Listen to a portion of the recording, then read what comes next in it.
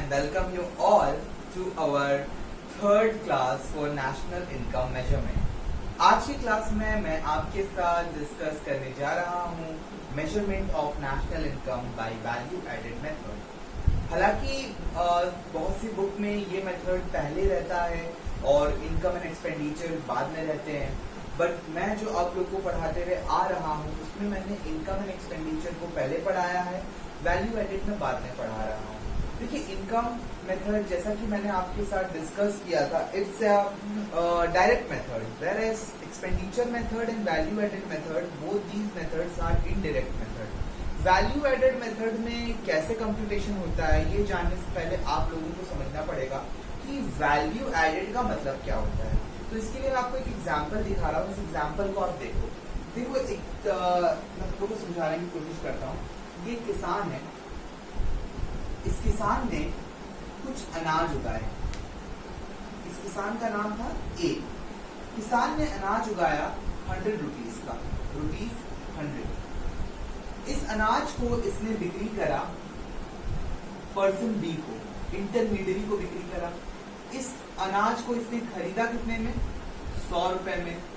और इस अनाज से इसने बनाया गेहूं, मतलब नॉर्मल जो गेहूं होता है वो इससे बनाया वीट।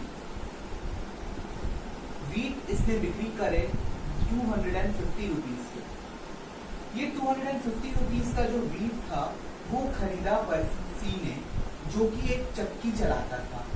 उस चक्की में इसने इस वीट को पीस के इस वीट का बना दिया आटा, फ्लार। और इस फ्लार को उसने बेचा, कितने में बेचा? मैं बोलूंगा इसे, उसने ₹450 रुपीज में बेचा पर्सन बी को। यानी कि इसने खरीदा सामान 250 रुपए का और बेचा 450 रुपए का।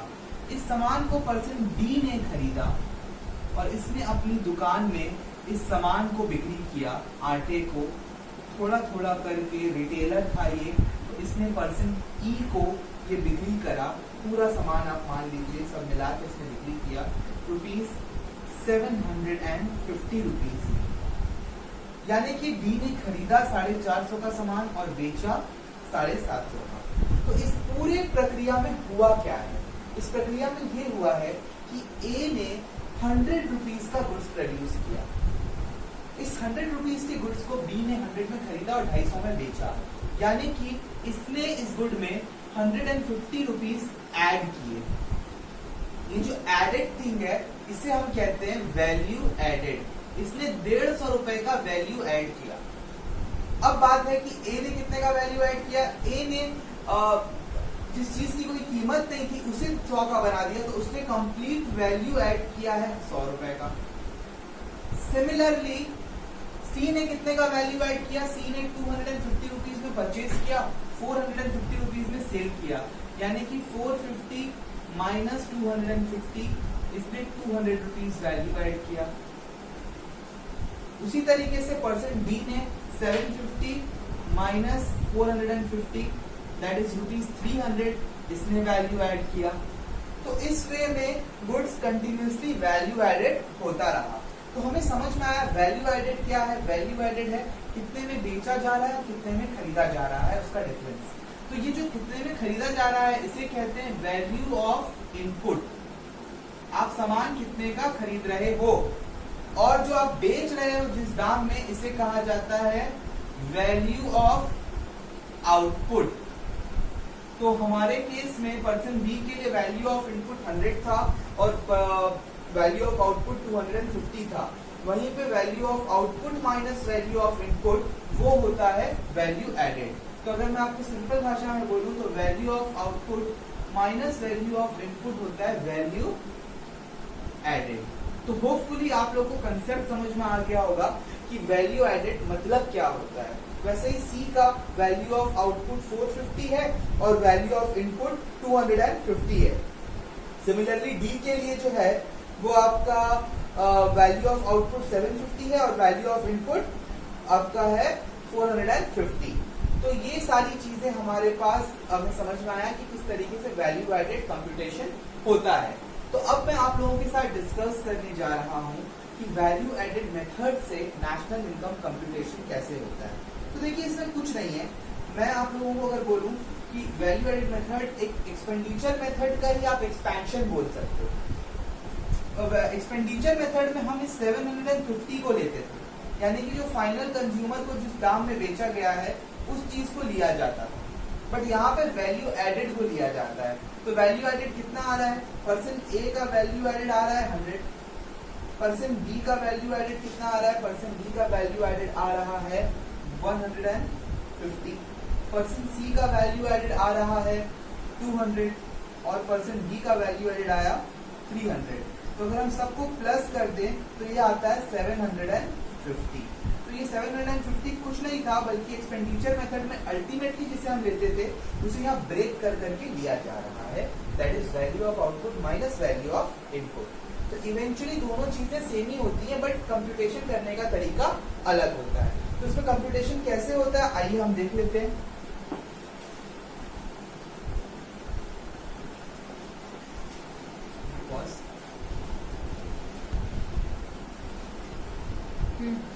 तो इस मेथड में कंप्यूटेशन का तरीका है कि आपको पहले तो ग्रॉस वैल्यू एडेड निकालना पड़ता है। सर ये ग्रॉस वैल्यू एडेड क्या है? Gross value added at market price का मतलब होता है जीडीपी एट एमपी। तो जीडीपी एट एमपी निकलता कैसे है?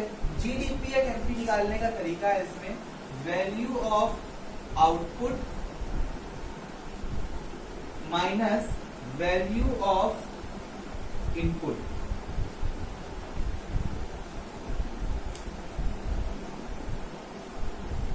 तो वैल्यू ऑफ आउटपुट क्या होता है?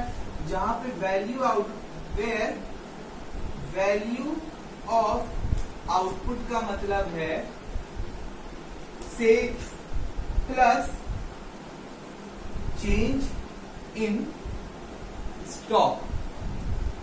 जहां पे सेल्स का मतलब है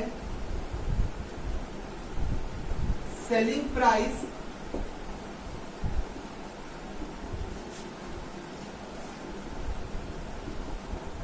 इनटू यूनिट्स सोल्ड। उसी तरीके से चेंज इन स्टॉक का मतलब है सिमिलर चीज जो हम लोग सीख के आए थे एक्सपेंडिचर मेथड में, closing stock minus opening stock. यहाँ पे भी सेम चीज हो सकती है कि कभी कभी फॉल इन स्टॉक और इंक्रीज इन स्टॉक दे देता है। फॉल इन स्टॉक को हम लोग negative change in stock treat करते हैं और इंक्रीज इन स्टॉक को हम positive change in stock treat करते हैं। तो हमारा सेल्स और चेंज इन स्टॉक कैसे कंप्यूट होता है वो मैंने बता दिया वैल्यू ऑफ आउटपुट का। सेल्स का एक और चीज आप याद रखिएगा, सेल्स का मतलब होता है sales in domestic market plus export. तो अगर कभी कभी क्वेश्चन में एक्सपोर्ट दे दे और सेल्स दिया हुआ है तो अब आप एक्सपोर्ट को मत लीजिएगा क्योंकि सेल्स में एक्सपोर्ट जुड़ा हुआ है। लेकिन अगर क्वेश्चन में सेल्स इन डोमेस्टिक मार्केट दिया हुआ है तब आपको एक्सपोर्ट को इंक्लूड करना पड़ेगा। ठीक है जी। तो आइए वैल्यू ऑफ इनपुट पढ़ लेते हैं। वैल्यू ऑफ इनपुट क्या होता है?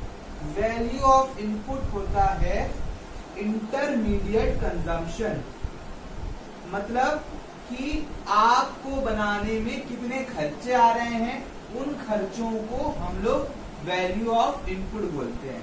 देखिए इस वैल्यू ऑफ इनपुट में भी दो चीजें हो सकती हैं। अगर क्वेश्चन में लिखा हुआ है परचेजेस तो वो परचेजेस जो होती हैं वो वैल्यू ऑफ इनपुट है और ये परचेजेस दो तरीके से हो सकता है। पहला होगा ये परचेज इन डोमेस्टिक मार्केट और दूसरा होता है इंपोर्ट्स। तो अगर क्वेश्चन में परचेजेस दिया हुआ है तो आपको इंपोर्ट्स और इनको ये परचेज इन डोमेस्टिक मार्केट को एक्सक्लूड करना होगा, लेना नहीं पड़ेगा क्योंकि इसमें ऑलरेडी ये दो चीजें इंक्लूडेड हैं। लेकिन अगर क्वेश्चन में परचेज इन डोमेस्टिक मार्केट दिया हुआ है तब आप इंपोर्ट्स को लोगे।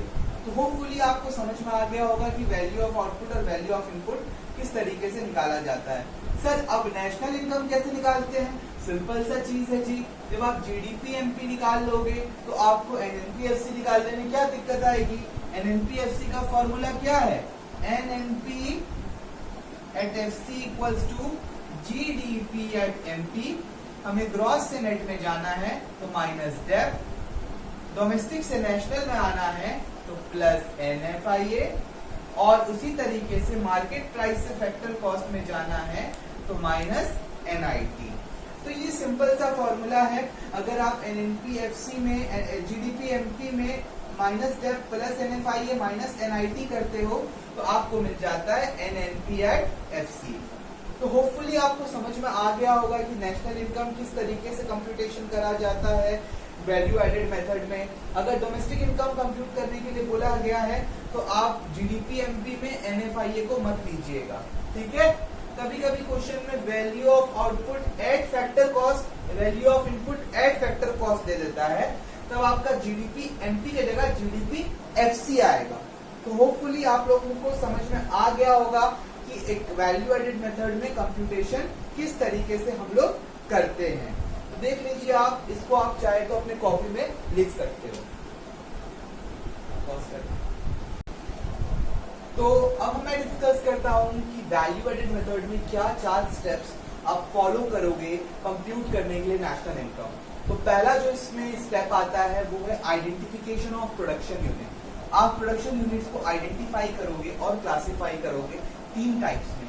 पहली टाइप होती है प्राइमरी सेक्टर, दूसरा secondary sector, and third you all know tertiary sector. 3 sector में आप डिवाइड करोगे प्रोडक्शन यूनिट्स को। उसके बाद आप जीवीए एट एमपी या जीडीपी एट एमपी निकालोगे, यानी कि gross value added at market price कैसे निकाला जाएगा? Value of output minus value of input करके। उसके बाद आप डोमेस्टिक इनकम फाइंड करोगे। डोमेस्टिक इनकम यानी कि एनडीपी एट एफसी, ये कैसे कंप्यूट करा जाएगा? ये आप करोगे जीडीपी एट एमपी। कहां से आया sir GDP at MP? GDP at MP को जीडीपी एमपी बोला जाता है। इसमें आप करोगे माइनस डेप्थ माइनस एनआईटी, और फिर उसके बाद आपको निकालना है नेशनल इनकम। तो आप नेशनल इनकम के लिए क्या करोगे? एनडीपी एट एफसी में आप ऐड कर दोगे एनएफआईए। तो ये सिंपल से 4 मेथड है। इन 4 मेथड के हेल्प से आप कंप्यूट कर सकते हो national income bye expenditure method. इसे भी आप अपने कॉपी में नोट डाउन कर लें। सो जैसा कि आप देख सकते हो कि मैंने अब लिखा है प्रिकॉशंस। प्रिकॉशंस यानी कि वो चीजें जो आप जिन चीजों को फॉलो करोगे, जिन चीज का प्रिकॉशन आप लोगे computing national income by value added method. पहला है कि आपको इंटरमीडिएट गुड्स को इंक्लूड नहीं करना। What is intermediate goods? Those goods which are purchased either for resale or for further production are called intermediate goods. तो देखिए, मैंने वैल्यू ऑफ आउटपुट से वैल्यू ऑफ इनपुट को माइनस किया था जीडीपी निकालने के लिए। तो value of intermediate goods are excluded. Next, second hand purchase. Second hand purchase को भी हम नेशनल इनकम में कंप्यूट नहीं करते हैं, क्योंकि देखो नेशनल इनकम में वही चीज आती है जो प्रोड्यूस हो रही है इस साल में। सेकेंड हैंड गुड्स एक बार काउंटेड हो चुका है जब वो पहली बार बिका होगा या जिस साल में वो प्रोड्यूस हुआ होगा। Third, self consumption services. कुछ सर्विसेज होती है ना सेल्फ कंजम्पशन के लिए।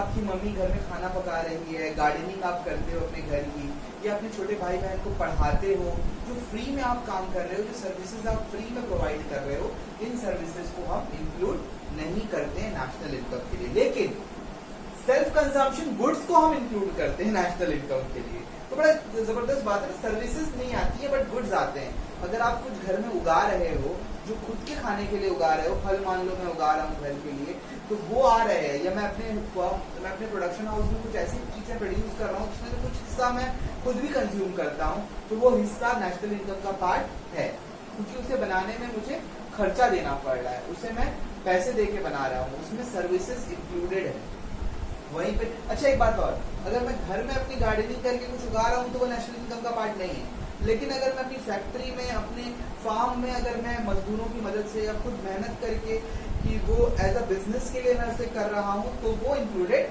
होगा कुछ। उसके बाद अगर आप किसी घर में रहते हो तो उस घर का, अगर आपका वो अपना भी घर हो, तो उसका एक एस्टिमेटेड रेंट बनता है, वो नेशनल इनकम का पार्ट होगा। उसके बाद चेंज इन स्टॉक को हम लेते हैं, यानी कि closing stock minus opening stock को हम लेते हैं। देखिए, ये कुछ प्रिकॉशंस थी। उसके अलावा वैल्यू एडेड मेथड में एक बहुत बड़ी प्रॉब्लम आती है, प्रॉब्लम ऑफ डबल काउंटिंग।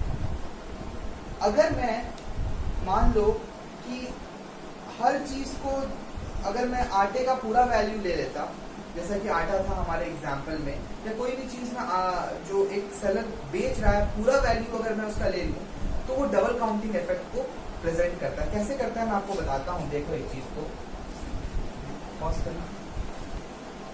तो आप बोर्ड में जैसा देख सकते हो, ये एक किसान था, मैंने जैसा आपके साथ डिस्कस किया था। इस किसान ने किसी एक इंटरमीडियरी को इसे बेचा था।